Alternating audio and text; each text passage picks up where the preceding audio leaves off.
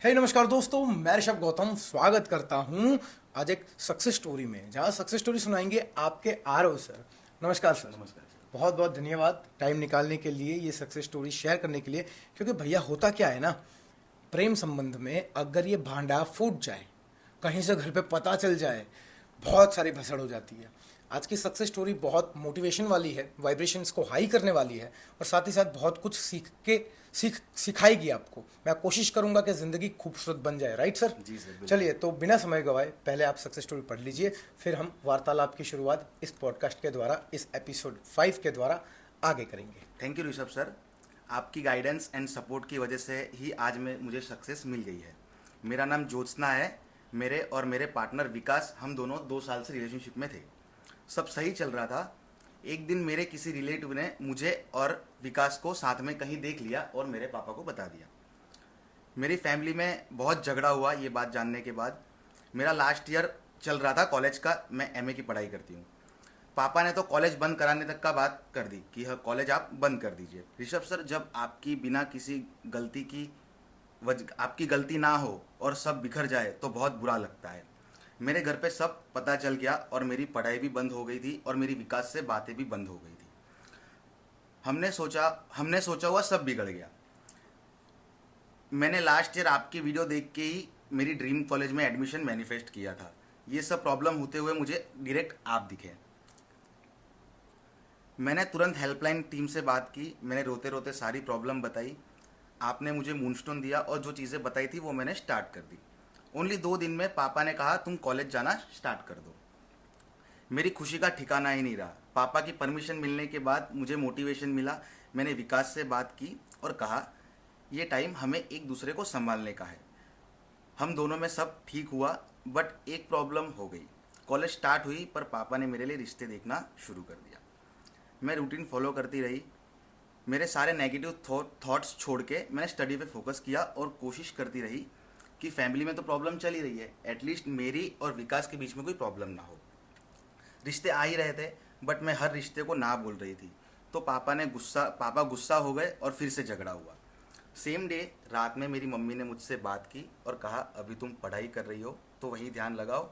मैंने कहा मेरा ध्यान वही है, बट मुझे विकास से ही शादी करनी है, वो भी सबकी मर्जी से। उसके बाद मम्मी ने पता नहीं पापा से क्या बात की। पापा ने मुझसे और विकास से फैमिली के बारे में पूछने लगे। मैं शॉक थी कि पापा सडनली ये बातें कैसे कर रहे हैं। मैंने सब बताया पापा सब बताया पापा को और कहा पापा मैं और विकास शादी करना चाहते हैं।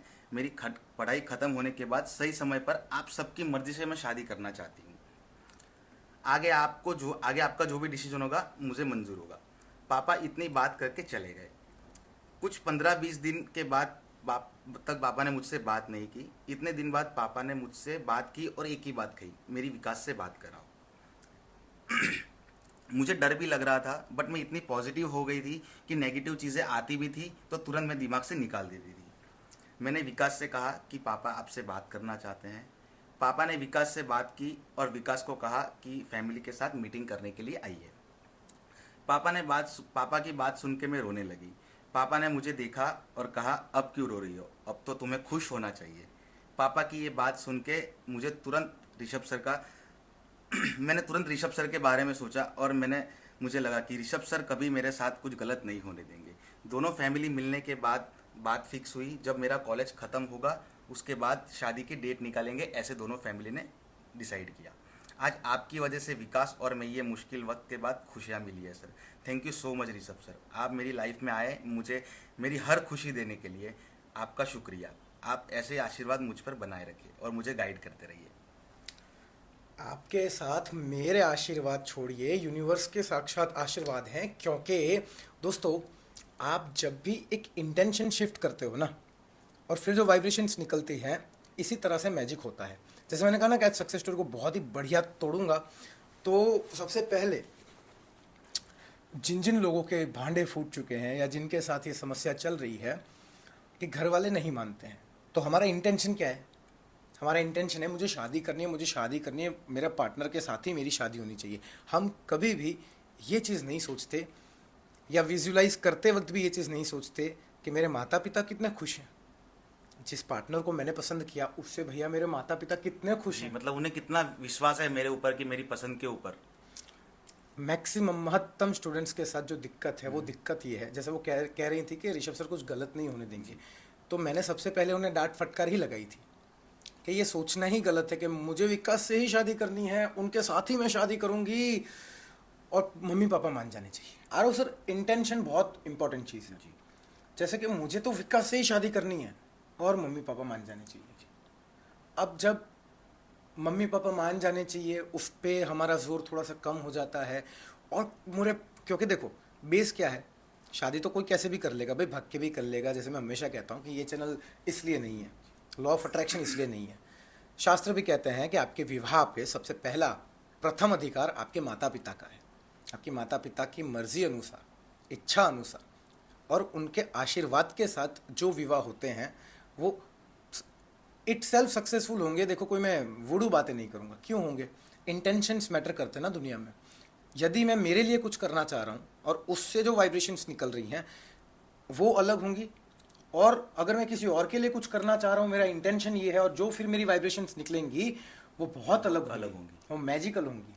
तो उनकी जो डांट फटकार मैंने यही लगाई कि बेटा बात ही गलत है, आप अभी 3rd ईयर में हो, आप अभी पढ़ाई कर रहे हो, अभी आप पुत्री हो, आपके घर में आप पुत्री हो। पुत्री का धर्म क्या है, धर्म माने ड्यूटी। अगर मैं टीचर हूँ तो टीचर का धर्म क्या है, ड्यूटी क्या है कि टीचिंग देते वक्त, पढ़ाते वक्त स्टूडेंट को तन मन आत्मा से मैं उस जगह मौजूद हूँ, जो मैं पढ़ा रहा हूँ उसमें मुझे विश्वास होना चाहिए और हर एक स्टूडेंट मेरे लिए समान होना चाहिए, राइट। तो ये धर्म है मेरे टीचर होने का।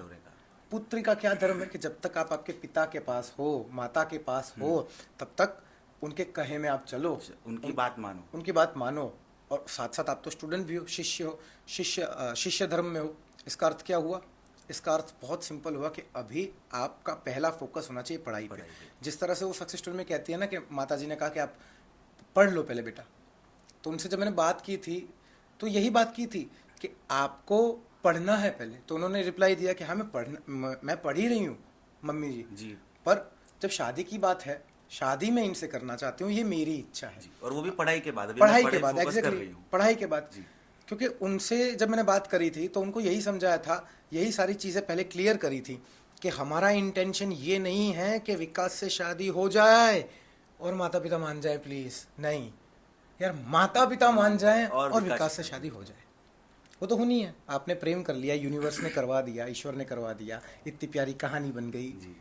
आप मेरे पास आए, चलो किसी और के पास गए, कहीं से भी किसी भी रूप में आपको मदद मिली, इसका मतलब स्टोरी आपकी आगे अच्छी तरह ही एंड करनी थी।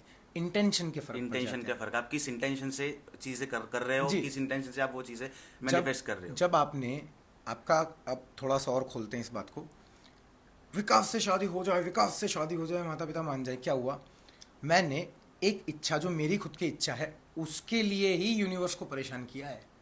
यूनिवर्स भी पहले ये बोलेंगे हाँ ठीक है यार, कुछ तो कोई नई चीज़ लाओ, हाँ मेरा हो जाए, मेरा हो जाए। नहीं, देखो एक बात बताता हूँ, आपने जो भी पार्टनर पसंद, अब जो मैं बात करूँगा ना, जितने मेरे प्रेमी पंखे डाए ना, जितने मेरे लवर्स हैं ना, उनके दिल में टक्क करके छुएगी बात। लॉ ऑफ अट्रैक्शन तब ज़्यादा अच्छी तरह काम करेगा जब आपके इंटेंशन किसी और को खुश करने के लिए होंगे, ना कि खुद की कोई इच्छा के लिए कि बस ये हो जाए, ये हो जाए। आपको आपके इंटेंशन को स्विच करना पड़ेगा कि मेरे इंटेंशन ये हैं कि मैंने जिससे प्यार किया उसकी वजह से, मेरी चॉइस की वजह से, जब माता पिता उससे मिले, जब हमारी शादी हो गई, जब उन्होंने 4 लोगों के सामने कहा ऐसे कंधे पे हाथ रख के बेटा बहुत बढ़िया, शायद इससे अच्छा लड़का या इससे अच्छी लड़की तो हम भी नहीं ढूंढ पाते।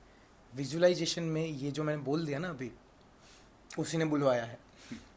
मैं कभी लिख के नहीं बैठता कि मुझे क्या बोल रहा है, सब वही बुलवाता है भैया, ऊपर से आता है सीधा। तो ये चीज़ बस विजुलाइज कर लो, इस थॉट के ऊपर विजुलाइज कर लो कि बेटा इतना अच्छा तो शायद हम भी नहीं ढूंढ पाते। और वो जो अश्रु आ जाएंगे ना माता पिता में और आपकी आंखों में आ जाएंगे, बस काम हो गया, ख़त्म। मिलनी ही है सक्सेस, गारंटी मिलनी है जो यहाँ से निकले।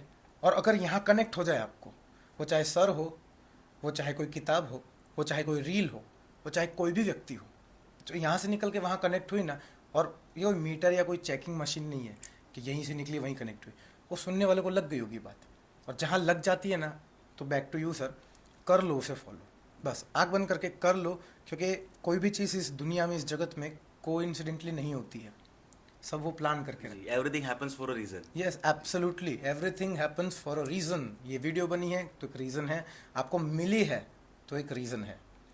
तो सर वापस आपको कंटिन्यू कीजिए आप, सॉरी। तो बस आज की सक्सेस स्टोरी ये थी। अब आप जल्द से जल्द कमेंट कीजिए आपके और सवाल, जैसे हम पॉडकास्ट में ऋषभ सर से बात करते हैं, अभिषेक सर बात करते हैं, तो जल्द से जल्द आपके सवाल और जो है वो कमेंट कीजिए, तो हम अगले एपिसोड में उस सवालों पे चर्चा करेंगे। Back to Rishabh sir. बहुत बहुत धन्यवाद आपका, बहुत बहुत धन्यवाद मेरे प्यारे दोस्तों। बट फटाफट बताओ कमेंट में कैसा लगा आज का एपिसोड, कैसी लगी ये कहानी, क्या आप सीखे, क्या आप इम्प्लीमेंट करोगे, और कमेंट ज़रूर करो। जो भी आप पूछना चाहते हो, बात करना चाहते हो यार, कमेंट करो, वीडियो को लाइक करो, जिसे इसकी ज़रूरत है उसे शेयर करो। शेयर नहीं कर सकते, मैंने जो बोला आज उसे बोल देना। देखो ज़िंदगी कैसे खूबसूरत बनती है। तो चलो यहीं पे ये एपिसोड ख़त्म करते हैं। आपसे आज्ञा चाहता हूँ, अनुमति चाहता हूँ, आपसे मुलाकात करूँगा, सर मुलाकात करेंगे किसी अगले एपिसोड में। तब तक के लिए जय हिंद, जय भारत और जय श्री कृष्ण।